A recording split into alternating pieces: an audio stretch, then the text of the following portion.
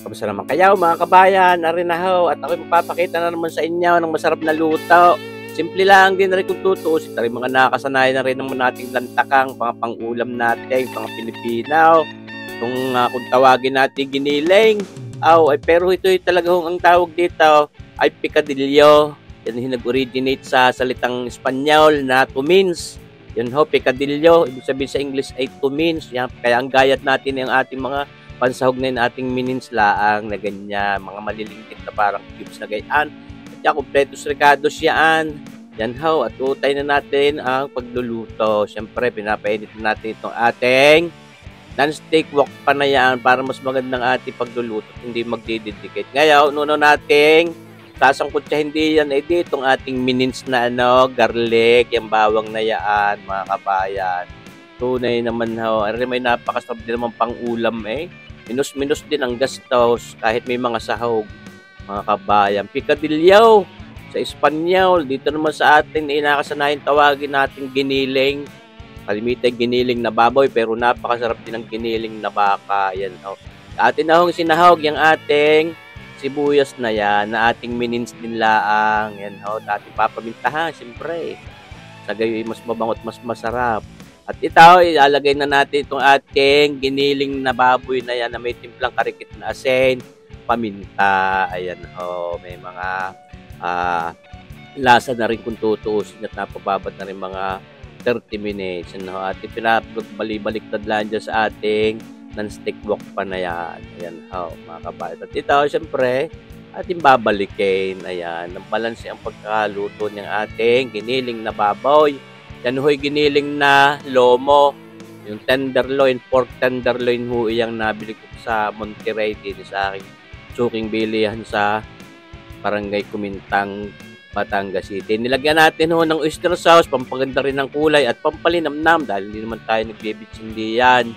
Yan na hong oyster sauce na yun ang pinaka nagbibigay ng umami flavor diyan sa ating nilulutong at sa ating mga lutuing mga sangkutsahe. Yung ating oyster sauce, yan how, di ba gahaw, ito nakintagin mga kulat itaw. Ating gagamitin paalat, di yung extra virgin anchovy extract na yan. Fish sauce yan, mga kabayan. Lagi natin ginagamit, paborito natin, pero hindi ho natin sponsor iyan ha. At hindi pa ho nagbibigay. Matagal-tagal na rin hong kasagpi itong paggamit natin itong extra virgin anchovy extract na yung Loris. Bikini main! Yan ho, titaw. Siyempre, sa picadillo, hindi mawawala yung ating tomato paste na yan. Yung iba yung ginagamit ay tomato sauce. Pero ako ho, mas gusto kong gamitin talaga yung tomato paste at mas maganda ho ang kulay niya. Mas matingkad, mas mamuya-muya. Yan ho, kita nyo baga. At dinagdagan pa ng karikate. Balo yung mga isang kutsarang tomato paste ang ating inilagay diyan. Mahirap din naman pag naparamit. Same. Tao, isinahog na natin yung ating minins na carrots na yan, dinice natin. Ayan. Talaga naman parang pwede na So, smart sipaw, tawarin. Mga kabayan. Aray, napakasarap din naman ng luto nitong mga ganitong picadillo. Siyempre, para may tamis ng pag-ibig, nilagyan natin mga isang kutsaritang brown sugar na putlain. Ayan. Kita ninyo baga ho. Maulit ko lang, napakasarap itong lutong ito. Kahit ito pang ulam mo sa kanin, gusto mo ipapakin, gusto mo ipulutanin, ay napakasarap nitong palaman sa mga mga empanada, mga pandiagwa, mga buns, ay panalo. Tapos lagyan mo pa ng green peas na papagayang, mamerde-berde ang kulay. Di ba? Very enticing.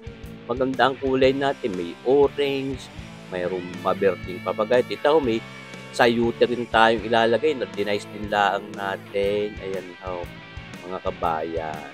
Tapos may bell pepper din, pampabangaw, pampasarap ng lasa, syempre pampatanggal umay. Diba mga kabayan? Tunay na may kamatis ding ating dinice na papagaya, minins natin. Kumbaga kung tutusin, hindi naman mismong mince dyan, kumbaga dinice natin. Ito na, nagayaya na agad ng sarap, mga kabayan. Hindi po kompleto ang lasa at luto niya. Ayan ho, ating pinangang nakarikat. At ito, lagay na rin natin itong ating patatas na yaan. Dahil gusto ko yung patatas na medyo may ligat, kaya medyo pahuli kong isinahog. Ayan, ayaw ko ng lubsak ang patatas. Yan, how di baga, pag tayo kay may pandiagwat mga bansi, palaman mo rin. Sob na merienda. Dito siyempre, pampatingkad ng lasa ng ating pork. Pwede naman ho tayo maglagay niyang isang pirasong pork broth cube na yan. Kasi optional naman yan. Pwede kayo maglagay, pwede ding hindi. Ayan ho, kung gusto yung natural ang lasa. Pero ako nga, yung nang wala niya, may sarap na eh. Nilagyan mo pa, di siyempre, mas masarap. Aba naman, ilagay pa ko ng ganyan kung hindi sasarap. Tumingkad ang lasa ng ating baboy. O, paganda ang kulay, niyang ating pikadilyong iyan. Mga kabayan. Tapos, naman ang ating mga viewers at ito, nakakapag-anyaya rin nga. Ang sarap yan. Nagkasabaw-sabaw ng karikit. Ating sinabuyan ng karikit na tubig. Yun ang sagayon eh. Pagka meron ng glaze, hindi magbukan dry. Itong ating pork picadilyong ito. Yan ha, ating kulubin ng karikit na lumambot-lambot yung ating mga isinahog na yaon. Mga kabayan, babalik-balikin din, hahaluin. Ay naman na. Talaga namang pagka mga gari, kasimpleng luto kami, nus pa. Ay sulit na sulit, mga kabayan, mapahapla sa hapag ng lantakan, ubarikan. Ito, kumpituhin na natin, alak natin, kinara natin, mga bell pepper at kamatis na yaot, nang yan may karikit na crunch o lutong, ang ating nilantakan. Kumbaga, yung freshness noong bell pepper at noong kamatis natin ngayon ay malalasahan pa rin natin. Ayan, hindi nakakaumay. Yan, kulubin na lang natin ng karikit na oras at yan, panalong-panalo na. Babalik-balikin din natin. Kako nga, ng balanse ang luto. Ay, di baga, kita nyo bagaya siya. Subukin na sa isang araw, kahit bukas agad, kayo magluto ng papagarnay. At panalong-panalo, pwede rin natin panghanda sa ating mga nalalapit na mga okasyon, yung kapaskuhan, at bagong taon ay pagkari nakahaplas doon sa hapag ng Noche Buena o Media Noche. Panalong-panalo din aray. Mga kabayan, pag may bisita kayong may mamamaskwit, pwede ninyong ihayin. Yung ating pork picadillo, yan ho, malapit sa katotohanan at ating hanguin na maya ng karikit. Ating inilagay na diyan sa ating magnet, ating pinaiikot ng karikit na papagay at ng may drama. Ayun, luto daw itong ating pork picadilyong ito. Kita nyo baga huyaan. Nag-aayaya ang sarap mga kabayan. Tapos marsipaw tawareng, naman ni kabayang ship work break. Shout out sa ating mga kaibigan, mga viewers natin, mga nagpapashout pa siya kayo talaga hindi ko na humaling ilang mag-shout out sa dami mo nagpapashout out.